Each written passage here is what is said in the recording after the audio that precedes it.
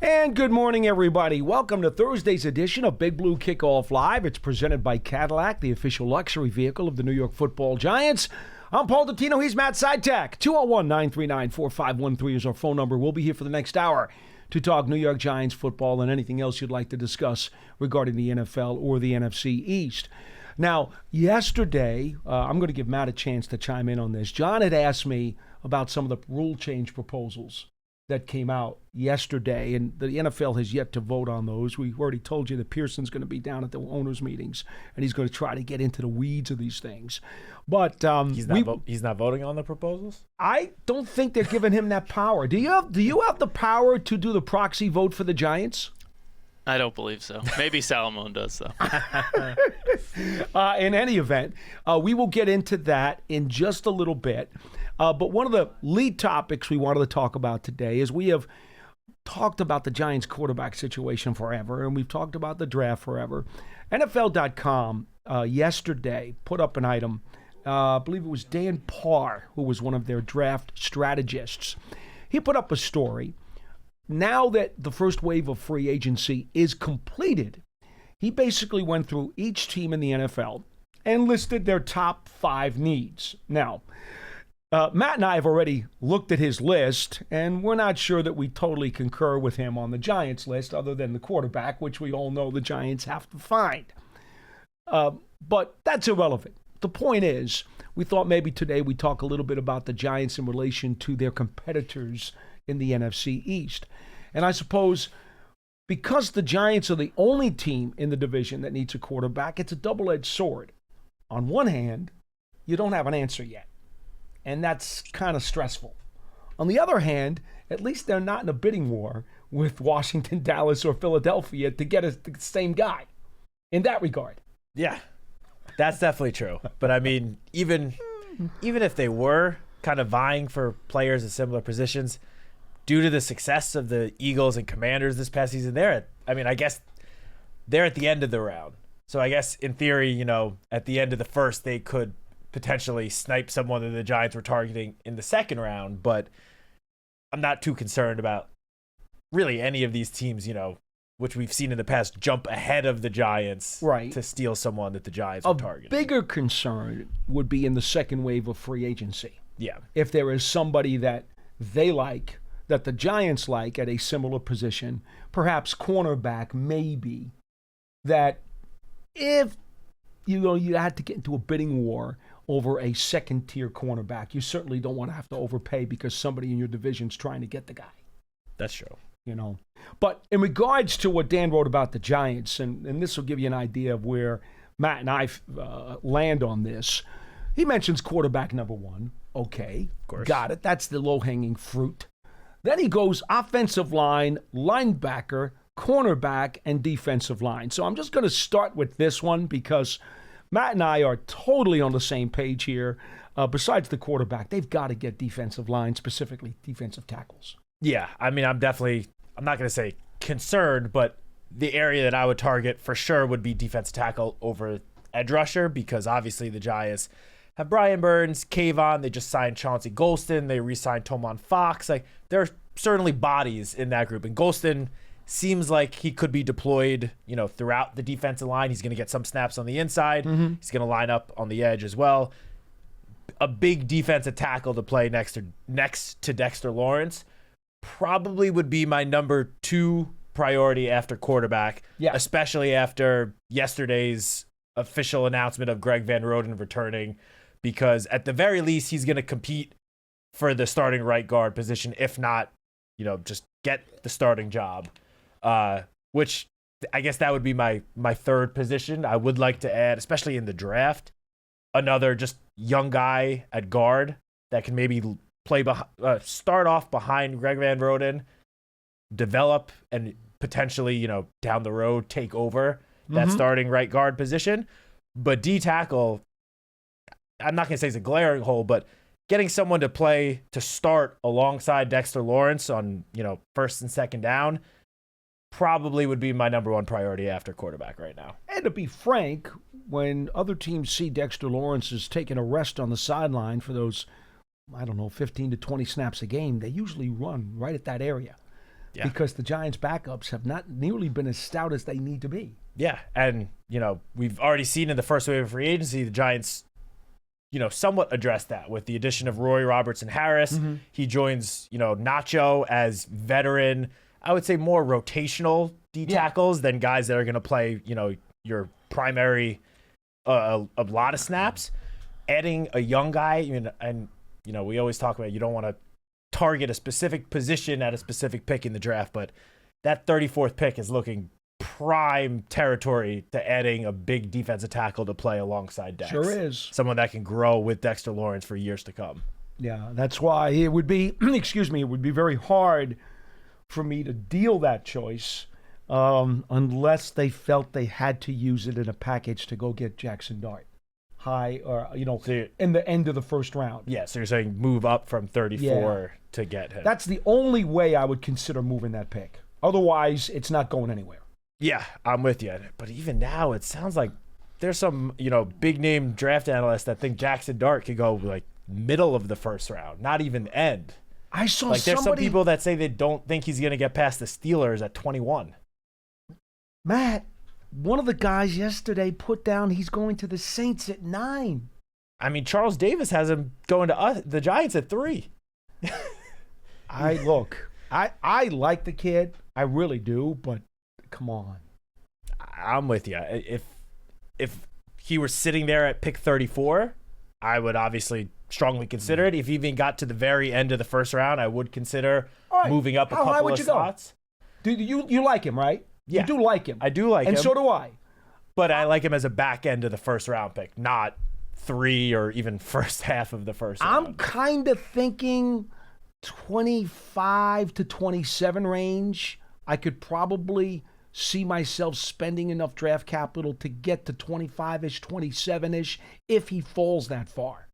Is that a fair number for you, or do you want? I was even where thinking would you go? Potentially even Higher? 26 to the 30 range, a little bit further back in the first round. 26 is still pretty close to 25. No, for sure, but more towards one of the last picks in the first round. Sort of like when the Ravens traded up to 32 for Lamar, or even last year, obviously different position, but when the Chiefs moved up from I think it was 32 to 28 to take Xavier Worthy. Something like that, where you're only moving up a couple of slots. It's not going to cost you an exorbitant amount of picks. Like maybe, that conditional third round pick, or your early fourth round pick, just to move up a couple of slots. That's more what I'm thinking. I think when you start, I know this is more than what you said, but like if you're moving into the early 20s from 34, that's going to cost you a good amount of draft capital. Yeah, and the Giants still have holes to address. And that's why I wouldn't move any higher than the mid-20s. That's as high as I would go, but the way people are talking, he's not going to be there that long. Yeah, which is why I'm honestly not considering him, too much of a serious option for the Giants. Because I don't think he's going to be the pick at 3, and I don't think the Giants are going to be able to pick him with their second pick unless they, again, trade a lot of capital, which I would rather not do. Which goes back to getting the best defensive tackle on the board in all likelihood at the top of the second round. Yes. I said this to John this morning when he came upstairs, that obviously things can change over the next month, but in my head, I kind of have the strategy I would like the Giants to do just in the first, we'll just call it the first 3 picks, which is take Abdul Carter or Travis Hunter, whoever's there at 3. Okay. Cleveland does not take the best defensive tackle available at 34. And then use that extra compensatory pick that the Giants got, the 99th pick, combine that with 65 to move up to the middle of the second round and take either, Jalen Milroe, Tyler Shook, like one of those quarterbacks, and let that guy develop, hopefully for a year or two behind, whether it's Aaron Rodgers, Russell Wilson, whoever it is, whatever veteran the Giants end up adding. That, again, a lot can change between now and April 24th, but as of right now, I'm not going to hold you to this. That is the strategy that I think would benefit the Giants the most, assuming that, Cam Ward moving up to the number 1 pick is not an option, because that is still my ideal rookie quarterback to add, of course, but it's seeming more and more unlikely that that's going to happen. Now, so let me get this straight, to kind of feather this out. You think that the Louisville quarterback, Shook, is going to go mid-second round. I think you need to go that high to get him. I think he's not going to go in the first round, but he is going to be, outside of the first round quarterbacks, the highest rising quarterback prospect. So is he number 4? Does he go before Milroe? I think he could, depending on, obviously different teams. It's like they're two very, very different quarterbacks. Milroe's going to take a lot more, developing than I think Tyler Shook will. But I easily could see him end up being quarterback 4, yeah. But they I would really take are him like apples and oranges. They're different style guys in every way. 100%. But despite them being very different, I would take a chance on one of those two in middle to end of the second round, which would take, I don't know if they would, in an ideal world, you stay at 65 and take one of them, but I don't. See, I like that plan. But I don't know if that's going to be possible. I'll be glad to take Shook in the third round.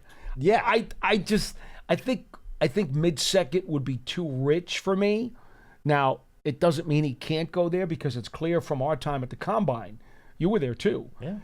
From maybe being a fifth-round guy coming into the Combine, it's quite clear that a lot of football people really like his traits and they like his toolbox and they like his skill set to the point where they will kind of push some of the other stuff aside, like some of the injuries or some of the lack of experience, and they'll just say, you know what, I know he's a little bit older and all that other stuff, but because of his toolbox, we like him a heck of a lot more than we thought we did, and he was going to move up. Now, I was thinking maybe from the fifth round to the third round, maybe he does get into the second round. I suppose that's not impossible.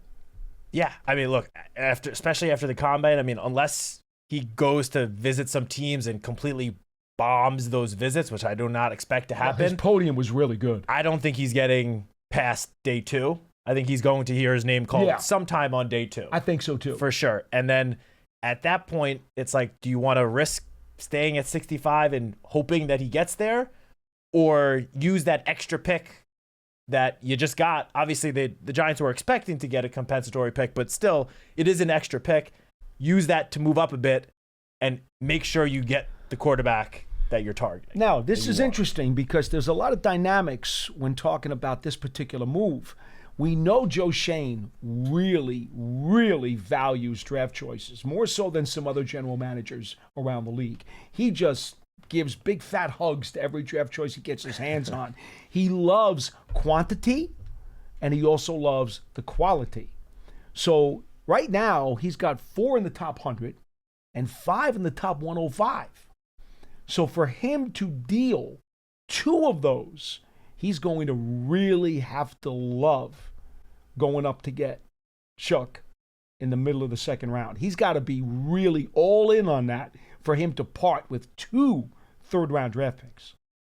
Yeah, well, it's losing 1 pick, obviously, because you're moving up. Understood. Yeah.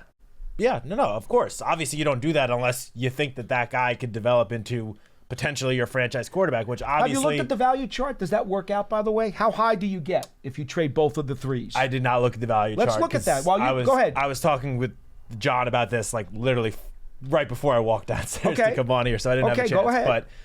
But yeah, obviously... I'll look and see exactly how high that'll get you. But of course, you don't make that move unless you really think that, Shook has the potential to develop into the guy, which, of course, as a second-round pick, it is a lot riskier. We know the math that the probability of hitting on a quarterback in the first round and the top 10 of the first round is drastically higher than when you wait until day 2. Okay, that's going to get you to approximately, with those 2 picks in the third, if you moved up, it's going to get you somewhere in the vicinity of the Chargers and the Buffalo Bills, probably, in the second round, which is in the mid-50s. So it moves you up about 10 slots from 65 to 55. Yes, it's going to get you about 10 bonus points, so to speak, in terms of the slotting. Yeah, I mean... Is that high enough, or is he shooting up the charts so quickly that you can't even get him there? That is, that's a good question. I don't know if it's going to be enough. Again, I expect him to be the highest rising quarterback outside of, Cam Ward can't go up anymore. He's already the number 1 pick. But I really expect him to be, I think he easily could go the 4th quarterback. I think he could be the first quarterback that gets drafted on day 2. That assuming wouldn't Dart. shock me. It would not shock me at all. Yeah, I mean, again, with the pro day that Jalen Milroe had yesterday, that is going to entice a lot of teams. I mean, no one ever doubted his athleticism, but the fact that he ran, it was what was it, like a 4.4 40? Yeah. Like, that was crazy. The NFL first tweeted that he ran a 4.37. Then I think it came out that it was actually a little bit slower. Let me ask than you a that, question. but- How many quarterbacks do you know that run straight 40-yard dashes when they get into a game? It's usually like an alligator zigzag is what it's like. True, but I mean, based on that pro day, Jalen Milroe is going to come in the NFL, and outside of Lamar Jackson and Jaden Daniels, he could be the next most athletic quarterback, which obviously he is nowhere near the level of passer that those two were in college. But his legs. But his, just in terms of athleticism, Man, he's right up there with those. He can move. Yeah. He can move. So anyway, so that was kind of interesting. We kind of went off a little bit on a tangent there, but I think that was interesting nonetheless. To the point, though, of the NFL.com article, we are both on board. Defensive tackle really needs to be the focus of that early second-round pick. I think that's clear, and he doesn't have defensive line until the 5th spot on his priority for the Giants. Offensive line is interesting, too, because what John and I talked about on the show yesterday, for those of you who may have watched, you already know, and I apologize if you got to stay with me a minute here. But, Matt, we had discussed the difference in the way the Giants have attacked this thing. They've got numbers on the offensive line this year, much like they did last year. Mm-hmm. They didn't necessarily go out and get a big fish. They didn't even go get a Runyon or an Illuminor. They didn't do that. They went depth. This year, they went for numbers. Yep. The question becomes, do you feel confident enough in those numbers with the possibility of cross-training Evan Neal at guard, okay? Do you feel confident enough in that procedure that you would put off taking an offensive lineman until the 3rd round, maybe one of those 2 third-rounders if you don't trade them, or even the 4th round, because there are some legit backup linemen who could be in this draft at those spots? Or, as John suggested yesterday, do you take that 2nd-round pick at the beginning of the 2nd round and just go get the best offensive lineman you can get right there because you want that guy to be able to compete for a starting job sooner rather than later? That was his thought. I kind of go with the former, thinking that the quantity of adequate players, including Greg Van Roten, who we talked about, did a very functional job last year, I kind of think I would go there and go for the lineman later. John's thinking a little bit earlier. To the point of the NFL.com story, he's obviously thinking earlier. Yeah. Well, the way I think about it is with the addition of Greg Van Roten, you have your starting offensive line from the first 6 weeks of last season, which Joe Shane has spoken about it. We've spoken about it. The first 6 weeks, the line was solid. I'm not going out and saying they were elite or amazing. Top half of the league. But at worst, they were middle of the pack. At worst. Mm-hmm. Obviously, once Andrew Thomas went down, that changed things. So you kind of have a tentative starting 5 already set. Clearly, the Giants prioritized the swing tackle position with the addition of James Hudson and the contract that he reportedly received. Mm-hmm. You know, you have reportedly Aaron Stinney brought back as another depth piece. Potentially Evan Neal moving inside. We don't know for sure. We don't know about that. Joe Shane hasn't spoken about it in a little while. Don't forget Jake Kubas. The coaches love him. Kubas, you know, Joshua Zudu is still, you know, a depth piece as of right now. So you definitely have, as you mentioned, numbers. The only way I think, consider taking a lineman at 34 is if one guy is available. And I've spoken about this guy with you. Yeah. Gray Zabel from North Dakota State, which I don't think he's making it out of the first round at this point. I don't think so either. I don't. So if somehow he were to drop to 34, that is a pick I would run up to the podium because, I mean, there's a chance that he could even beat out Greg Van Roten week 1 to be your starting right guard. And then you have Greg Van Roten who can serve as your backup left guard, right guard, or center, which that would be valuable. But outside of literally that one player, I'm with you that I would rather wait until 64, 99, 105. Take someone that is a little more of a project, but you have time. You can afford to be patient with that guy with the other moves that you've already made on the offensive line. So I'm with you on that.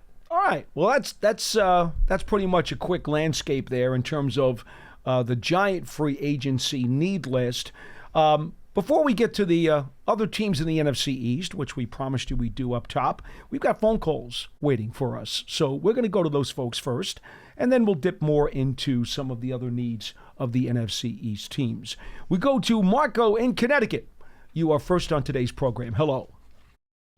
Hey, Paul. Hey, Matt. How you doing? Hi. Good. How are you, Marco? I'm doing great. Thanks for taking my call. I got a QB little scenario that I want to run through with you, but I first wanted to ask, how many quarterbacks do you think will be on the roster when we start the season? My guess is 3. I agree. Yeah, me, and I do too. So along that line of thinking, if we know DeVito's on the roster right now, and we assume that we're going to have a veteran quarterback and likely a rookie, I think there is a scenario where there's 2 veterans on the roster with DeVito. But I think the more likely scenario is a vet, which should come soon, and then the rookie. I guess one question I have around that is, do you think out of the vets that are available right now that we've been rumored to be looking at, do you think any of those names change which rookie we would potentially draft at quarterback? Does my question make sense? Yeah. I'm sorry. I think I understand you. what you mean, but to be frank with you, more to the point is who's going to be available when the Giants pick. I mean, I think Matt and I have made it clear, if for some reason at the start of the second round, Jackson Dart is still sitting on the board, forget all this talk about defensive line and offensive line. I think we're both going to get Jackson Dart. Yeah, if he's there at 34, yeah. So that kind of is the more pertinent question. How much do you value him? And if you're going to move up for him, which I think you have to, how far do you go? That's kind of where I stand with him. Matt is more interested in maybe moving up for Cam Ward with number 1 than I am. Yeah, but that honestly just doesn't seem like it's going to happen at this point. I don't unless think you so trade either. the farm, which I do not. As much as I like Cam Ward, I don't want to, mortgage the future to move up to get him. Right. But to your question, Marco, honestly, more than the name, I think it kind of depends on the contract that the guy receives. Like, obviously, Sure.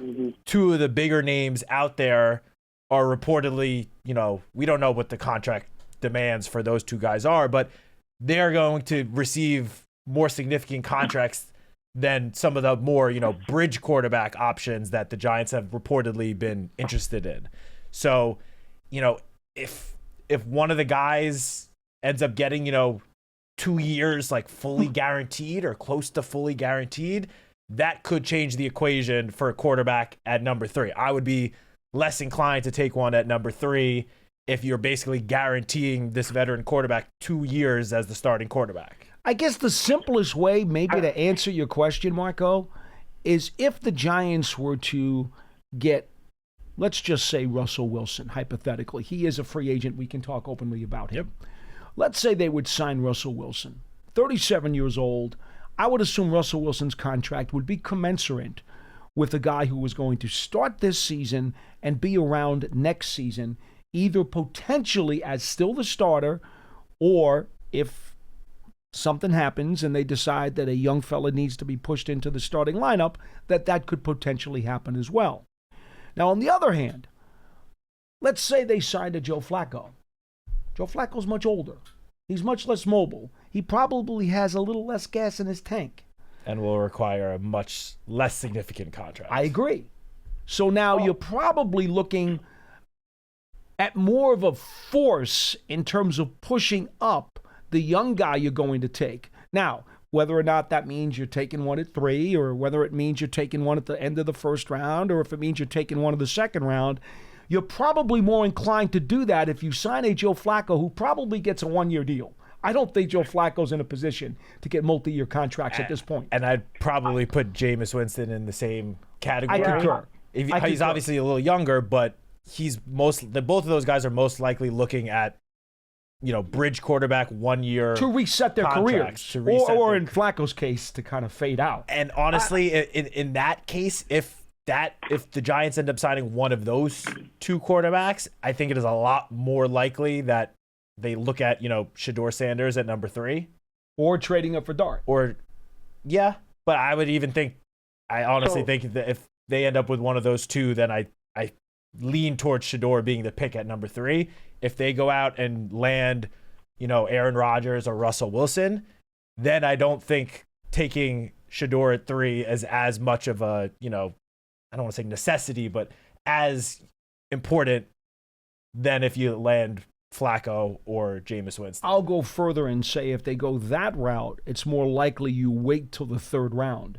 And maybe if Shuck drops, you take him in the 3rd round. Yeah, if they land one of the 2 bigger name free agent quarterbacks, I wouldn't say it's, not for sure going to happen, but I would think that would make them at least slightly less inclined to taking a quarterback at 3 and either targeting one at the very end of the first round or sometime on day 2. I appreciate the back and forth. I think I do. So I know you mentioned the type of salary that the quarterback would be getting. I guess I'm looking at where they're at tier wise. So you mentioned Flacco. I think if Rodgers, wherever he ends up going, if Russell goes to the Steelers, for example, if we end up so Flacco is the starting quarterback before the draft, I don't think you could say Dart is going to be the rookie option. I think it forces the hand, and I don't think we could get Cam Ward now. I'm with you, Matt. This has changed probably in the last 10 days or less. Ward's going to the Titans. It's that simple. Ward's definitely going number 1. Well, I think he's going number 1 if a team wants to go up and get him. Now, if the Giants say, well, we're staying at 3, or maybe we need to go to 2, and Flacco's our veteran quarterback, and then I think it makes sense that you have to get Sanders. I don't think I guess their evaluations is their evaluation. For me, Rodgers is probably the only guy that changes it, where if Rodgers is the veteran quarterback, I think you're probably not drafting a quarterback at 3. I can't see Sanders and Rodgers being the 2 quarterbacks on the Giants roster next year. I don't think it makes sense in so many ways. Marco, you got to put Wilson in that category too. If they get Russell Wilson, they're not taking a quarterback at 3. I don't think they're taking one there anyway, to be honest. I disagree. Yeah, I disagree. I disagree there, Paul. I think Russell actually, and I don't want to get into the extra stuff. I just think Russell is more suited to have a rookie quarterback behind him. It just makes more sense. Here's the problem, though, Marco. He's not taking a 1-year deal. Russell Wilson is only going on 37. He's not looking at a 1-year deal stopover. He did that with Pittsburgh to try to resuscitate his career after 2 rough years in Denver. He's not coming in to any situation, I don't think. At least I don't think that's going to be his agent's mentality. And because that he's taking a 1-year bridge deal. I don't think he's doing it. And because this past year he had the offset language from the Broncos, where it didn't make sense for him to sign for more than the minimum. That too. So I do expect him to get a 2-year deal, but at least. But I think Rodgers, whether he ends up with the Giants, with the Steelers, whoever, I think they're both going to get 2-year deals, I believe. But I think Rodgers is going to, and I could be wrong, but I think he's going to see a lot more guaranteed money. Russell Wilson could end up getting a 2-year contract, but one where, whether it's with the Giants or with the Steelers, if the team decides after 1 year to move on, it's not going to have such a big dead cap hit. I don't think the Giants, if they were to sign Russell Wilson, will be in a situation, that the Falcons are in with Kirk Cousins right now, where they're looking at a fat contract for their backup quarterback. You certainly hope I not. don't think that would be the case. I'm going to hop off after this, but and to that point, Matt, I agree. Like I thought of Cousins when Paul said that about the 2-year contract. I would just say this: if that scenario was to happen, it kind of stinks, to be honest with you. If you have a rookie quarterback and you can't take full advantage of the rookie salary because you're eating dead money on a vet, if that was the case, I just think there's levels to it. I think so for me, and I'll hop off. If Rodgers is the quarterback, it tells me kind of a little bit more that I think I'd be shocked. If the Giants traded up, I think the Giants stay pat at 3. The interesting factor there is what if one of the quarterbacks and one of the top position players ends up at 3. But the other quarterbacks, Flacco, Russell, Jameis, I think absolutely there's a quarterback that's going to happen high, in my opinion. Marco, to make this easy with you, like I said for about 5 weeks in a row, free agency was going to have a tremendous impact and a bigger impact on the Giants this season and their draft pick once they figured out who that veteran QB was going to be. So the long and short of your answer is yes.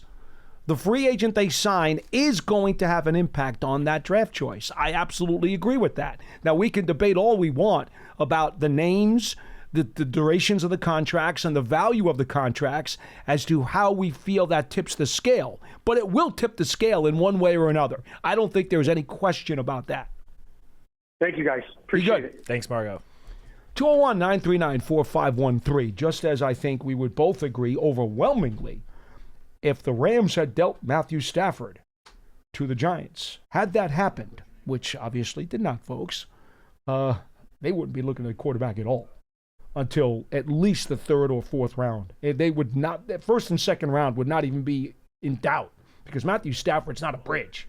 He's not. Yeah. So, but that didn't happen. That did not happen. That did not happen. Which is why we've all been stressed out as much as we have been over the last few weeks. That would have just been the miraculous answer for everybody. All right, 201-939-4513. Remember, if you don't catch this podcast live, you can go to all of your favorite podcast platforms, Giants.com, the mobile app, and all of your favorite podcast platforms everywhere. All right, George in Florida, you are next on Big Blue Kickoff Live. Hello. Hi, guys. Thanks for taking my call. Hope you're doing well and having a good day. Well, glad to have you. I'm going to thank you. I'm going to give you my opinion about the quarterback situation. And I'm going to preface it by saying I don't think Ward or Sanders will be there when the Giants pick at 3. And even if they were, I'm not quite sure that they should pick him. But anyway, that's not for me to say. So for a couple of months now, I have felt pretty much the same way. I'm kind of upset with the Giants. I mean, they're about a month away from their spring workouts, and they have one quarterback on the roster. They can't even run drills at this point in time, if that remained the case. But anyway. Oh, no, Pearson's going to throw. You didn't know that? We've been warming him up. Pearson's going to throw for him. It's okay. That might work out okay.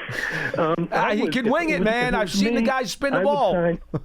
If it was me, I would sign the guy that wants to be there, and his name is Jameis Winston. I'm not sure that either Rodgers or Wilson wants to be with the Giants. And in addition, in my opinion, if you look at those 3 quarterbacks, can you honestly tell me that you can say any one of the 3 would win a significant amount of games more than the other 2? Because I can't. And I think the Giants fans, as much as being starved for victories, are starved for offense. And although Winston has his shortcomings throwing the interceptions, he will have an offense that's going to put up yards and put up points. Now, he may have to score 30 points in a couple of games, and he may throw 5 interceptions in a couple of others. But at least the fan base can get excited about him. Now, and I can sign him for a lot less money than the other 2, obviously. The other guy that I would draft is Jalen Milroe, and I would get him whenever I could, either 2nd round or 3rd round. I like the kid because he's got the tools, but he needs coaching. His accuracy is basically in his footwork. And if they can straighten that out, he's got a strong arm, he can run the ball, and you'd be able to get him into games next year with his running ability in certain situations. You could have him in near the goal line, for example, where he has a run-pass option, and he'd be very good at that. So anyway, that's the way I feel about it. How do you guys feel about what I said? Well, I think your opening statement made an awful lot of sense. I do not agree with you on Winston. I do not agree with you on Milroe. I'm not high on Milroe. I don't think most people are. I think he's lost actually a lot of leverage since the combine. There was a much higher. People kept saying it was him or Dart as the third best quarterback in this class for quite a long time. By the time we were done at the combine, everybody was on board. Dart was clearly number 3, and Milroe had dropped to number 4. And then Shuck all of a sudden started shooting up the board.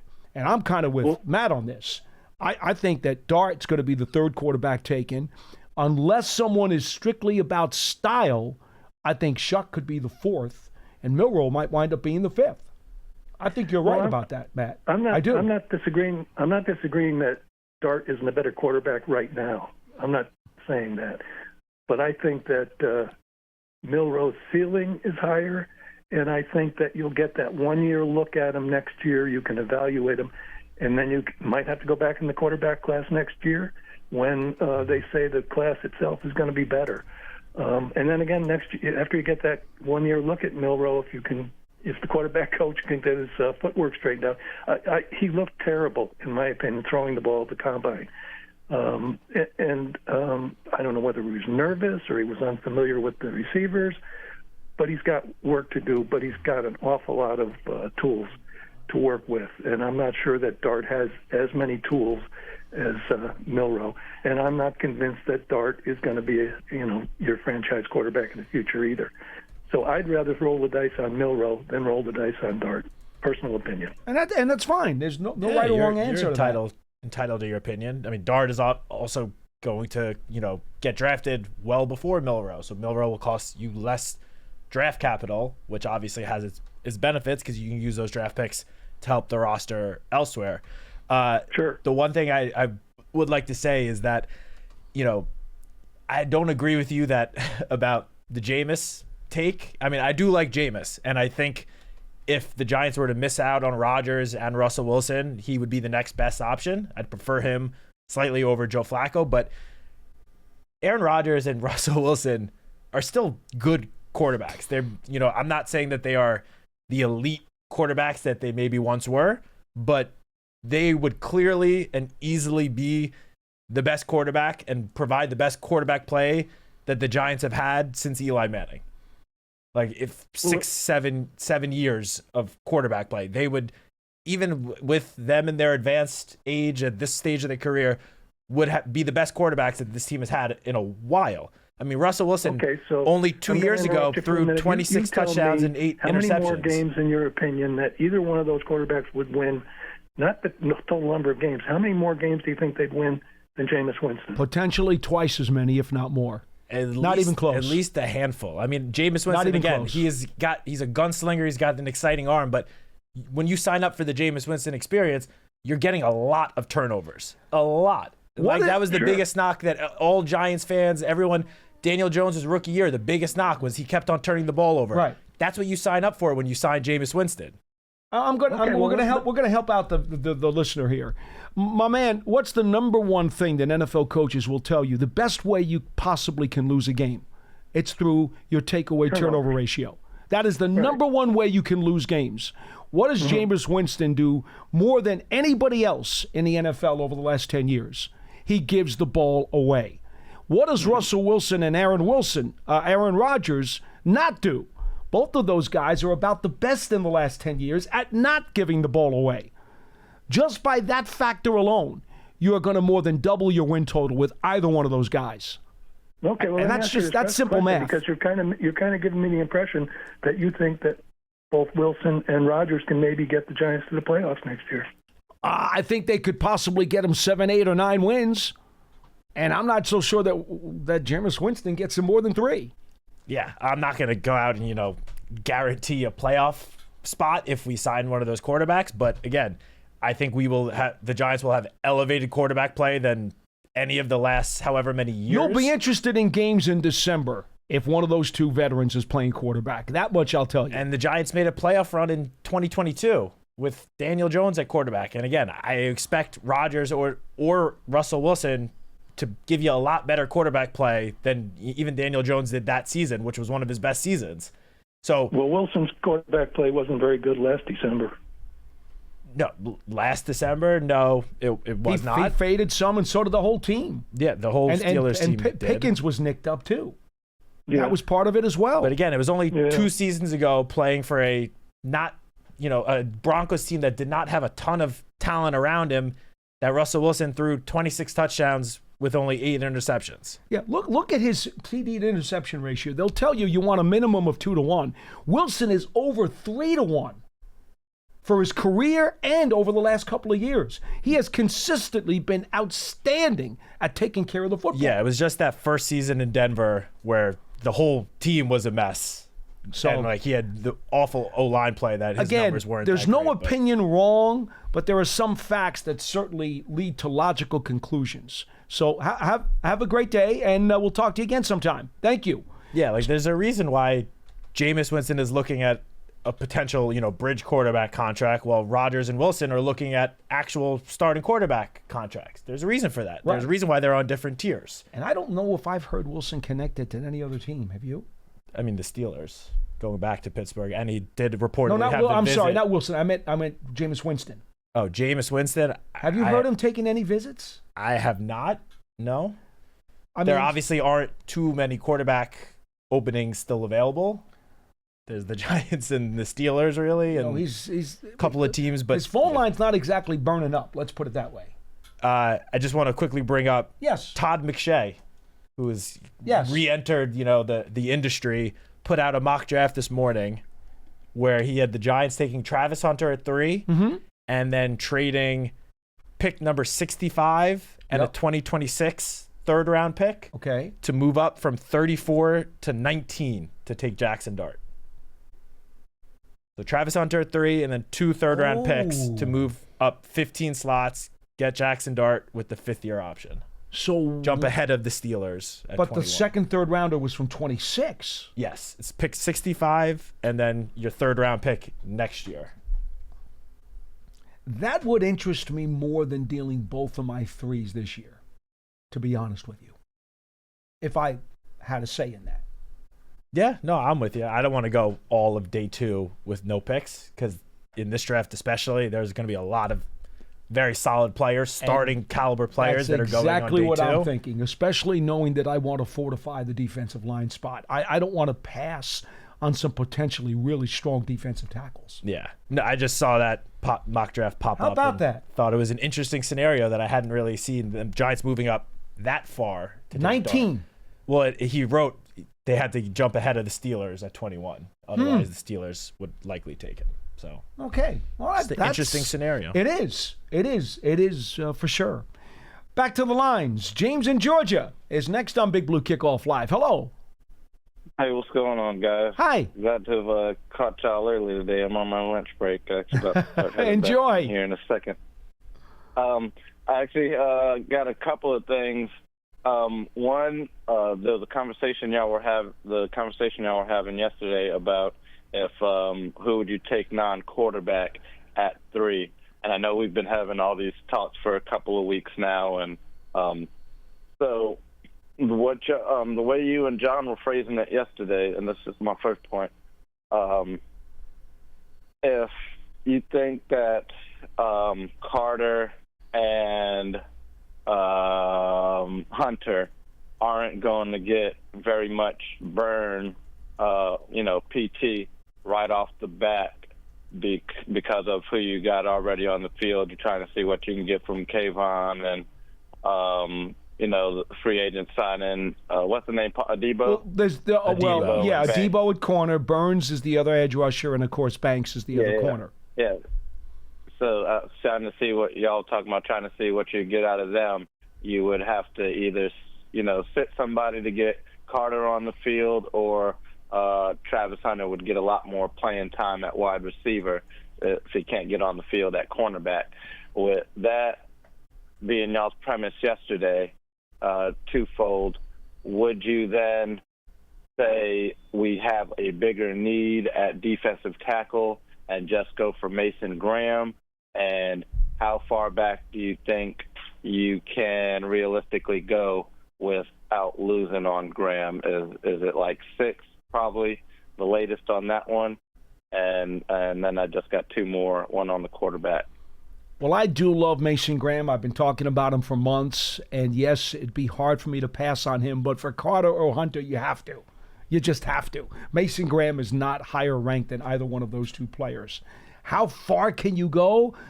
What I had been talking about back in January was if you traded with the Raiders, right, if they wanted a QB and they really wanted Sanders, try to get them to bite at 6 and go from 3 to 6. And see if you could probably still have a chance at getting Graham at 6. That was kind of the way I was thinking. But now they got Geno Smith. Yeah, the Raiders aren't making that trade now. No.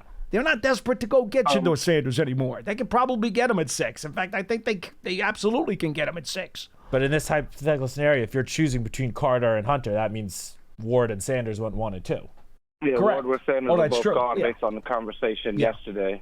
Yeah, But, so I don't think you can go much past 6 to get Mason Graham. for me, first of all, I agree completely that Abdul Carter, Travis Hunter, as much as I also love Mason Graham and the thought of putting him next to Dexter Lawrence, that it would be amazing. Oh, man. But I don't think you could pass on one of those other 2. Those other 2 are true blue chip prospects, and it doesn't matter if you have, good pieces at those positions already. It never hurts to have another talented edge rusher or another talented corner. I mean, not to relive the past, but we saw with the 07 and 11 Super Bowl teams, both of those teams had 3, very good edge rushers.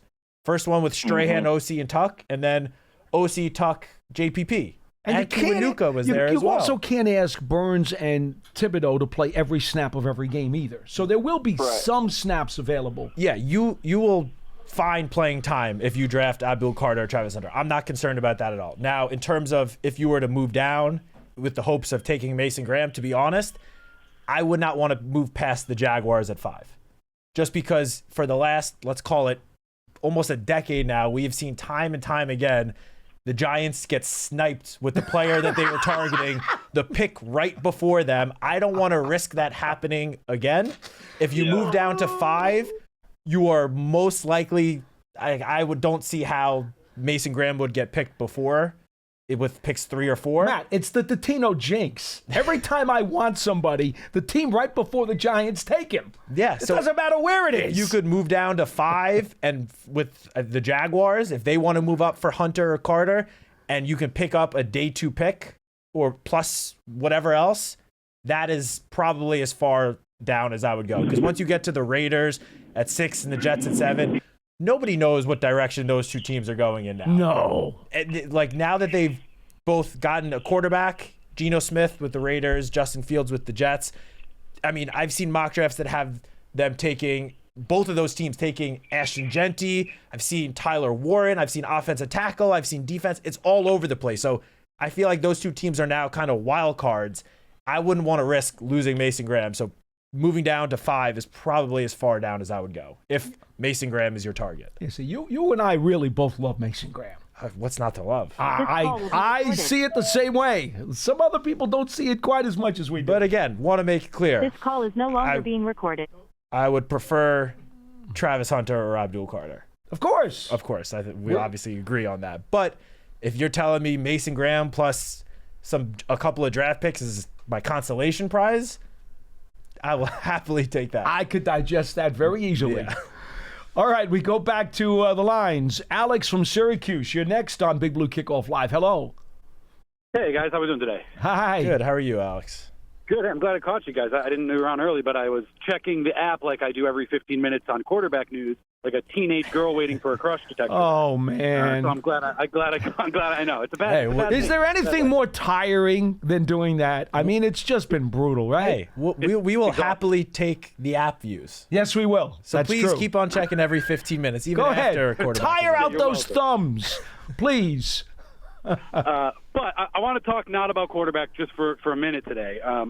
The first thing I actually want to talk about is something that you mentioned a while ago, Paul, and you've kind of touched on a couple times that I think is really interesting. And based on the way that the defense has gone in free agency, I think might even be more interesting, which is I would love, and I think you might agree, Paul, maybe you would too, Matt, I would love to see both Kayvon and Brian get to be more stand-up sort of style edge rusher linebackers, and maybe even shift more into like a 3-4 style-ish defense, which I think actually lends itself to Bowen's zone a little more because you can do a lot of disguises. You can drop guys back. You can pull guys up. And I also think what's cool about it is going into the 101st season now, it sort of harkens back, not personnel-wise, but just style-wise, to that like incredible defense we had, way back in the day with LT. Now I'm not saying we're that good. I'm just saying it would be cool to see that sort of style defense again. And do you think that like bringing in Golston and some of these other guys, maybe some of the defensive tackles in the draft, do you think there's a chance that we see even more kind of 3-4 set up and base this year maybe? The personnel that the Giants had last year did not lend itself to a lot of varieties of looks along that front. It just did not. They didn't have enough guys who could do the different things that you'd like to be able to do. But Golson is huge. Oh, yeah. His versatility on that line to be able to play defensive end or some three-technique defensive tackle is a huge boost to the versatility of their defensive front. And then when you think about the numbers of defensive tackles / guys who could also move to the outside end in this draft, it makes me salivate now, because that's the other reason why I want the Giants to take one. Hopefully, and again, we don't like to box ourselves into positions by rounds, but I've got to believe the Giants are going to get one of those premier defensive linemen, if not in the first 2 rounds, certainly by the end of the 3rd round. Yeah, they're going to get 2. one of those guys. They have to. I think so. They just have to. And it's not just about the ability of those guys. It's about the flexibility that they will provide to the scheme. Yeah, I couldn't agree more, Paul. And actually, to that point, this is my second thing. It's quick. So tell me how you guys feel about this. I'm curious. Obviously, defensive tackle, defensive line in general is a really strong position seemingly in this draft. And you've talked about getting out of this draft with 2 or 3 of those guys, Paul, which I love. But I'm going to add one more caveat to that. I'm curious what you think. I also think while there's not a ton of high-end tackles at the top of this draft, I do think that there's quite a few guys that are guards and guys that played tackle in college might end up projecting better to guard, but have that sort of guard tackle flexibility in that day 2, day 3, even day 4 range. So I'm curious. I personally would love to walk out of this draft with 4 guys in the trenches, whether it's 2 on defense, 2 on offense, 3. I would love to really load up trenches in that middle 2nd day, even early 3rd day. I think there's a lot of value at defensive line and offensive line, and I'd love to get a bunch of fresh young talent, as many as 4, even 5 guys. I'd be fine with that in this draft. I'm curious what you think about that. Yeah, I mean, this draft, there's definitely some talent in the trenches. And, me, Paul, John, we've all spoken for months now about how we would love to get multiple guys that are in the trenches from this draft. With all the other positions of need, 5 of 8 picks might be a little too much. I like where your head's at, but yeah, you did bring up one point. I said before when you asked about would I target an offensive lineman at 34, I said there's only one guy. I was mistaken because I forgot about one other guy that Alex just brought up because his versatility. Donovan Jackson from Ohio State fits that bill of what you just said. He's not getting there. Well, that's why I'm putting him in the same category as Gray Zebo. Probably won't be there at 34, but if he somehow does drop into the 2nd round, I'm running up to the podium because that Donovan Jackson was a guard at Ohio State, and due to need because of injuries at tackle, slotted in and played outstanding at left tackle for the Buckeyes. And that's why he's going to get taken earlier. Probably, but I'm just saying that is another guy, again, brings just versatility, which you can never have enough versatility, especially when it comes to the offensive and defensive lines, that I would strongly consider at 34. But yeah, I am with you. I would love to get give me at least 2 to 3 players in the trenches with the Giants picks. I would love that. Beef up, man. Beef up. Get the size, get the power. I'll take that Travis Hunter Jackson Dart trade you were talking about, and then Donovan Jackson in the 2nd. Give me those 3. I'll sign up today. Well, that would in that trade. I mean, that would be fantastic. But that trade, we would lose the 2nd round pick. So Donovan Jackson wouldn't happen then. Well, I think he likes the one where they're trading the 3rd from next year, right? Oh, and the second. So it's to move from 34 to 19, it would cost you 65 and your 2026 third. Right. And that's okay. Yeah. But you still have 34. You still have 34. So you get that's three, to move from that's to move 34 to 19. That's to move up those 15 slots. It costs you 2 Oh, third okay. round. Right. I missed that. I was like, that sounds like too sweet. No wonder. I was like, Oh, yeah. Well, exactly. Thank you for the call. Appreciate it. Thanks, guys. 201-939-4513. Show's just about over. Go ahead. Yeah, just another thing to kind of keep in mind, we've seen in the first couple of drafts that Joe Schoen has been the general manager for the Giants for. He's not afraid to move around, whether it's moving up or moving back.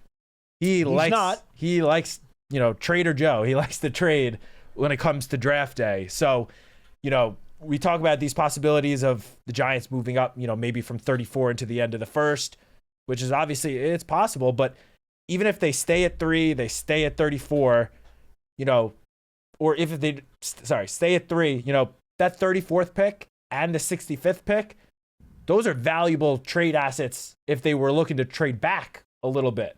Other teams, especially that 34th pick, the second pick on day 2, after the first round ends and teams have, 24 hours to sort of recalibrate and then start getting excited about the top guys that somehow slipped into round 2, Giants could be in a prime position to move back a couple of slots from 34, still get one of those, top defensive tackle guys. Oh, absolutely. And pick up, potentially another third round pick, which you could then use to potentially, move around the board again when you get into the middle or end of the second round. I expect Joe Schoen to move around a lot more this year than he did last year. I think last year was the first time he stood pat on draft day. The first 2 drafts, he was moving all over the place. I would expect more of that the first 2 drafts in terms of, trading around the board. I think he was incredibly excited by getting the compensatory at 99 because in his mind, he's thinking, first of all, there is some depth of positions that we need. So that could be a really, really sweet pick, a juicy pick. And if he does need it to make a move, he's also thinking to himself, that's a really valuable pick and a great trade asset. Either way, I think that's a juicy piece of prime rib for him at 99. He's loving that pick. Because if you do decide you want to move up, you can trade that pick. And of course, you'd love to have another top 100 pick. But even if you trade that pick, your next pick is only 5 selections later. So whoever the Giants, might have been targeting with that 99th pick, there's a good chance that person's still going to be available 105. 6 picks later. Yeah, 105. Yep.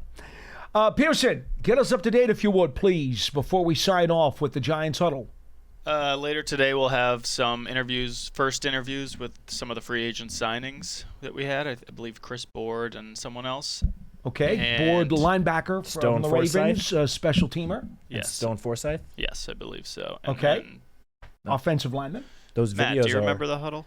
the first interview, at least the videos are already up on Giants.com. Yeah, they are. For those 3 guys. There was a Brian Baldinger who came on the Giants Huddle. And draft That season got posted went up. yesterday. There was a draft season. Tony Pauline. Yep. Tony Pauline. We've got a couple of Baldy breakdowns for some of the Giants free agent additions that got posted over the last week. I saw the Adebo one was really good. Adebo, Holland, and I believe Golston are the 3 that are all up 3 are right up? now. Yeah. And we Excellent. should have Eric Hedholm tomorrow, I believe, as well, on the On huddle. the Giants Huddle. There Okay. you go. Also, Lots of great stuff, folks. James in Georgia, call back tomorrow. I knew you had more questions, but your phone started making noises. What was that all about, by the way? know. It He's sounded like recording somebody a cut call. in, like a party line or something. I don't know what it was. All right. Anyway, folks, that'll do it. We never got around to the rest of the NFC East, but your calls were good. You guys gave us some good questions and some good comments, so we kind of went with those.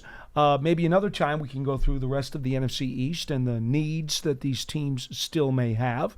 As always, we will be back on our regular 12:30 time tomorrow, Friday, the final day of the week. We're here all weekdays, usually from 12:30 p.m. Eastern time for 1 hour at 201-939-4513. We had some production issues today, and we had to kind of juggle the program, and I apologize for the late notice on Twitter. We did try to get it out there. John put it out. I put it out. Matt, I don't know if you also got it out there. We tried to let people know this morning that we would be on at 10:30 today, but we'll be back to our regular time tomorrow, 12:30 p.m. Eastern Time. So perhaps you can just listen to today's show on archive. We had some really good comments and questions that we entertained during the hour. Matt, that'll do it. Yep. Go enjoy March Madness. That's exactly what it's going to be now. March Madness. Let's go St. John. Why not? The Red Storm. And Vanderbilt. Although I might be alone on that one. March Madness, quarterback madness, it's all one and the same. For Matt Citak, I'm Paul Dottino. This has been Big Blue Kickoff Live, presented by Cadillac, the official luxury vehicle of the New York Football Giants. We'll see you next time.